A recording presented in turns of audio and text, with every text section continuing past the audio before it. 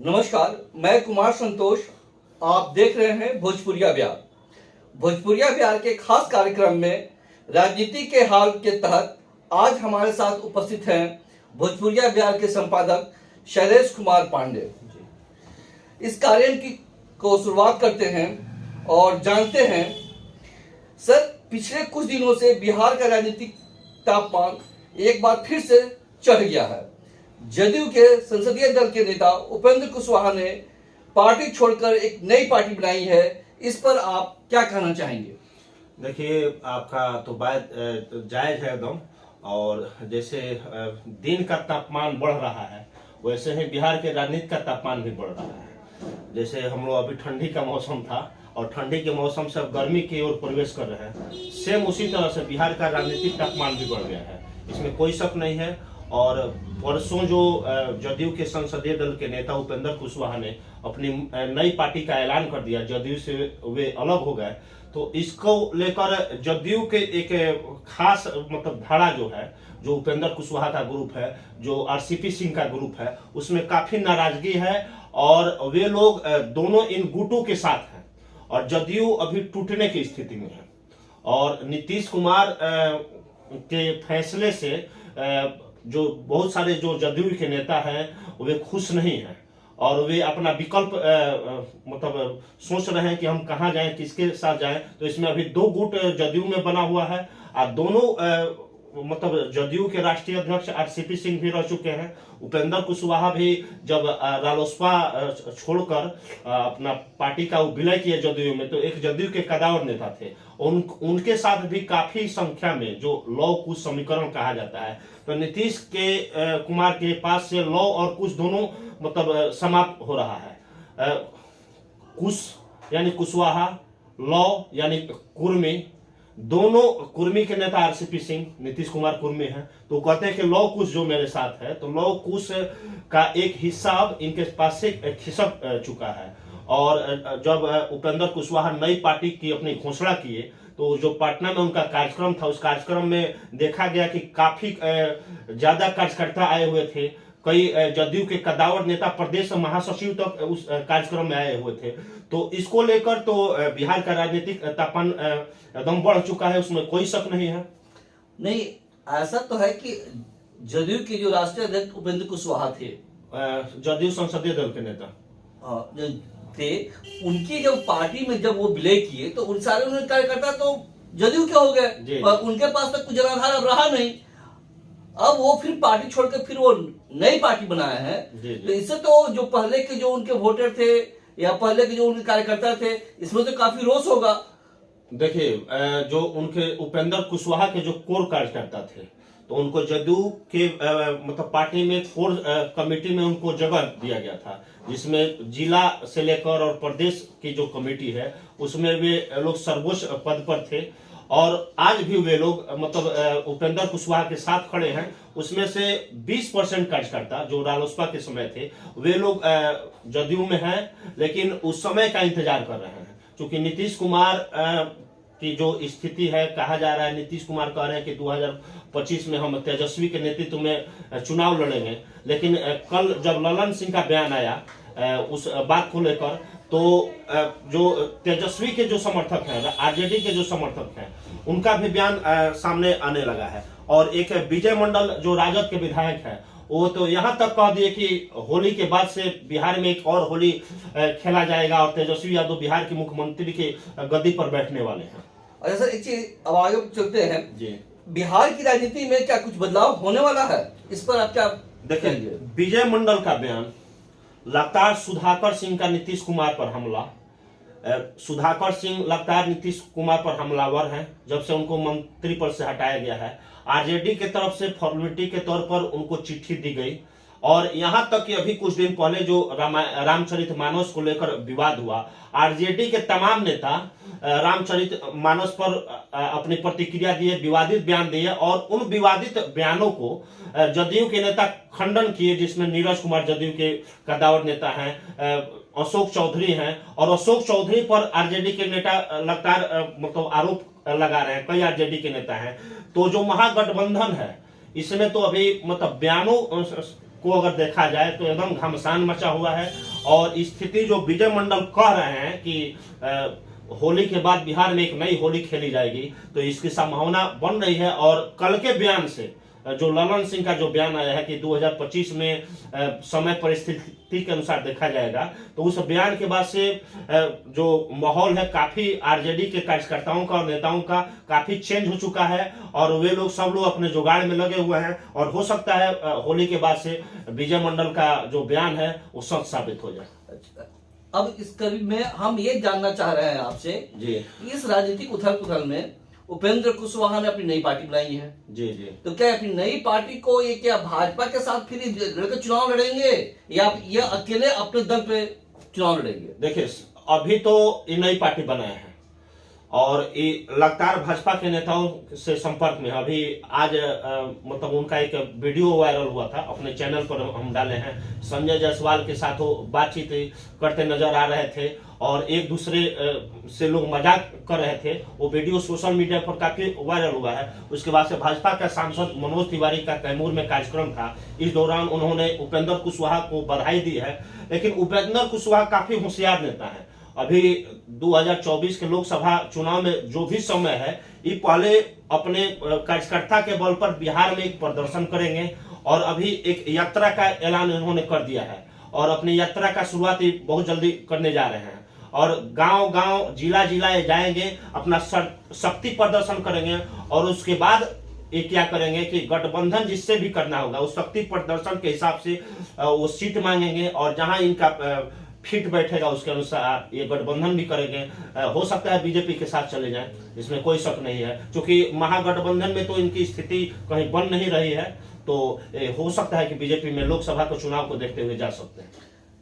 लोग जी तो जा सकते हैं जी। अभी लोकसभा का चुनाव होना है जी। और उपेंद्र कुशवाहा भाजपा को धोखा देकर जी ये महागठबंधन के साथ गए थे, तो क्या भाजपा इनको फिर अपने दल में एक्सेप्ट करेगी? देखिए, ये भाजपा राजद बिहार की राजनीति की हम बात करेंगे। पहले वो सब धोखा और वो सब देखा जाता था अटल जी के जमाने में। अभी देखिए मतलब कश्मीर का जो गठबंधन की बात कीजिए या देश के कई राज्यों में महाराष्ट्र की बात कीजिए, किसी भी राजनीतिक दल के पास अपना कोई नीति और सिद्धांत नहीं रह गया। बिहार में देखिए ना, नीतीश कुमार एक बार भाजपा को धोखा दिए थे ना 2015 में, फिर उनके साथ मिलकर लोग सरकार बनाए। राजद यहाँ तो देखिए लोग कंफ्यूज हो जा रहे हैं। अभी की जो स्थिति है कुर्सी बचाने को लेकर, इसको लेकर आम लोग कंफ्यूज हो जा रहे हैं, किसको पक्ष में चुने हैं किसको विपक्ष में चुने हैं और कोई नीति सिद्धांत नहीं है। भाजपा को भी लगेगा कि मैंने कुशवाहा का एक बड़ा धरा मेरे साथ जुट रहा है और उपेंद्र कुशवाहा के आने से फायदा होगा, तो सब भुला के एकदम आओ भाई गले गले मिल जाएंगे, चोट चोट मौसी आओ भाई वाला हाल हो जाएगा। चलिए ठीक है सर, एक चीज आप ये बताइए कि आपके चैनल के माध्यम से पूरे बिहार में सर्वे काम किया जा रहा है। जी जी। तो इस सर्वे का क्या रुझान है जी, और इसमें किसको, किस पार्टी को, किस दल को कितना फायदा होने जा रहा है? जी जी। इस पर कुछ अपना राय दें। देखिए, जो मेरे द्वारा सर्वे लगातार चलाया जा रहा है, मैं लाइव भी जाता हूं अपने पेज पर, और जो टेलीफोनिक सर्वे है अलग अलग जिलों में अलग अलग लोगों से अभी तक जो मैंने आंकड़ा इकट्ठा किया है, तो 5 लोग जो हैं बिहार में, 5 पंच अगर कहा जाए तो राजनीति के 5 पंच जो लगे हुए हैं, ये नीतीश कुमार को नुकसान करने के फिराक में हैं और ये अपने मंसूबों पर कामयाब होते दिख रहे हैं।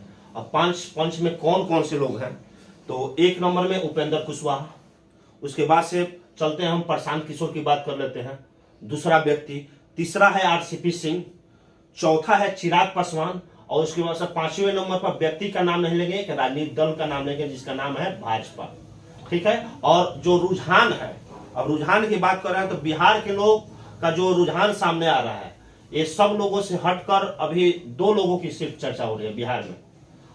1 नंबर चिराग पासवान की चर्चा है युवा के नाम पर, और जो प्रशांत किशोर का जो जन सुराज यात्रा चल रहा है गांव गांव, ये भी काफी इफेक्ट डाल रहा है बिहार के गांव में और लोग अपना मन बना रहे हैं। हो 24 में भले सफलता मिले ना मिले, अगर प्रशांत किशोर अपना दल बनाते हैं राजनीतिक दल, तो 25 में तो ये बहुत बड़ा खेला कर सकते हैं और इससे नुकसान आरजेडी को और नीतीश कुमार को होगा। अभी जो सर्वे में बात सामने आया है, तेजस्वी यादव का जो ग्राफ था वो जब तक नीतीश कुमार के साथ नहीं मिले हुए थे, एक विपक्ष के नेता के तौर पर बहुत अच्छा ग्राफ था, लेकिन उसमें अभी 40% गिरावट आ गया है और मात्र 60% लोगों के मतलब उम्मीदों पर कुछ जाति विशेष की अगर बात की जाए और कुछ दल उल की बात की जाए जो इनका अलायंस है, उसको देखते हुए तेजस्वी प्रसाद यादव मात्र 60% लोगों को ही पसंद, जो 100% जो था उनके पास धारा, उसमें 40% अभी इनका जनाधार खिसक चुका। अगर अभी चुनाव हो जाए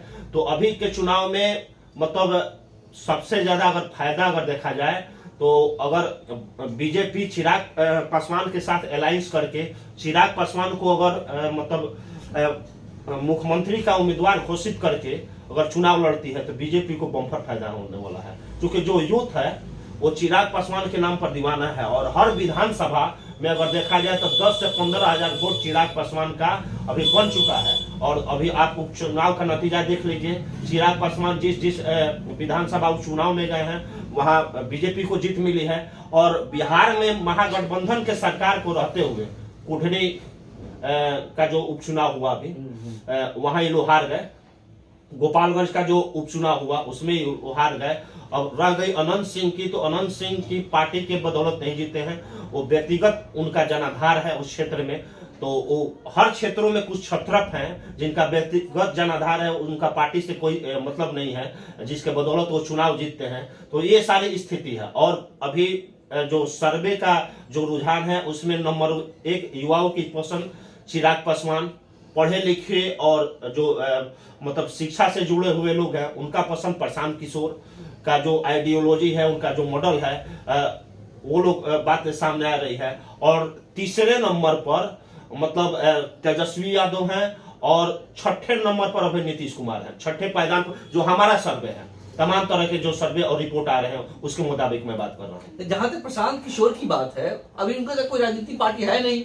देखिए, राजनीतिक दल वो नहीं बनाए हैं, लेकिन जो वो यात्रा शुरू किए हैं उस यात्रा के तहत जो एक्चुअल डाटा उनकी जो टीम है, लगातार हर गांव में, जैसे आपके गांव में गई टीम तो उनके 10 लड़के आपके बारे में पता करेंगे, आप पॉलिटिकल आदमी हैं, आप अगर समाज से जुड़े हुए हैं, और 10 लड़के आपके बारे में पता करेंगे, आपकी डाटा को इकट्ठा करेंगे, आपसे संपर्क करेंगे।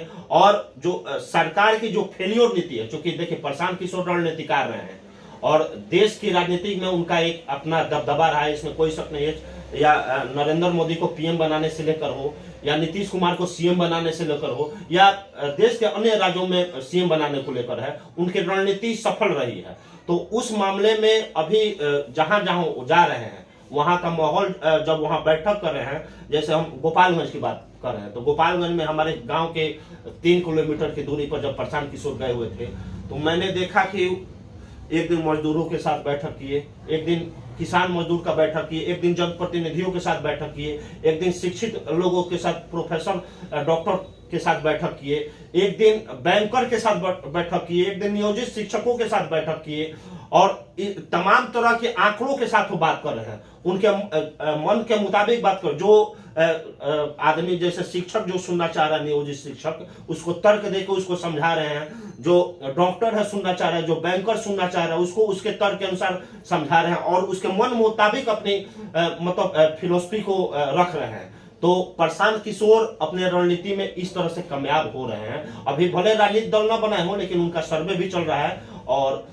उनका जो अपना आंकड़ा है उसके अनुसार मैं जब प्रेस कॉन्फ्रेंस के माध्यम से उनसे मिला और पूछा कि बिहार में जाति सबसे बड़ा मुद्दा है और आप कैसे इन डाटा के आधार पर क्या चुनाव आप जीत जाइएगा, तो उन्होंने हमसे साफ कहा, उसका लाइव भी है मेरे चैनल पर, और उन्होंने साफ ये कहा कि बिहार में अगर जाति को लोग मानेंगे तो हम जाति को ही बढ़ावा देंगे, लेकिन उस जाति में जो बेस्ट आदमी होगा, जो दागी नहीं होगा, जो समाज के लिए कुछ करना चाहता है, शिक्षित होगा, वैसे लोगों को हम बढ़ावा देंगे। तो प्रशांत किशोर का कुछ अलग है। अब आने वाले समय में क्या होगा ये तो आने वाला समय बताएगा, लेकिन वो भी मतलब इफेक्ट डाल रहे हैं और इससे नुकसान राजद और नीतीश कुमार या यूं कहिए तो महागठबंधन सबको हो रहा है। और इसके साथ ही लोकसभा चुनाव की अगर बात करें तो प्रशांत किशोर अगर इफेक्ट डालेंगे तो मोदी को भी इसका नुकसान उठाना पड़ेगा। चलिए, चलते चलते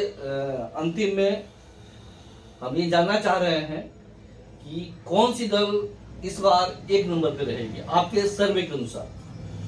मेरे सर्वे के अनुसार तमाम अगर चीजों को एनालिसिस किया जाए तो बिहार में लोकसभा चुनाव में नंबर 1 भाजपा है। उसके साथ चिराग की जोड़ी अगर मतलब फिट बैठती है तो नंबर 1 भाजपा है, और दूसरे नंबर पर आरजेडी और महागठबंधन के तमाम दल हैं। नीतीश कुमार को 1 या 2 सीट मिल जाए काफी है। नीतीश कुमार से सबको नाराजगी है, आरजेडी को भी नाराजगी है। आरजेडी के विधायकों का बयान सुनिए सोशल मीडिया पर, लगातार 4-5 विधायक हैं, उनसे ऑफ द कैमरा जाके बात कीजिए।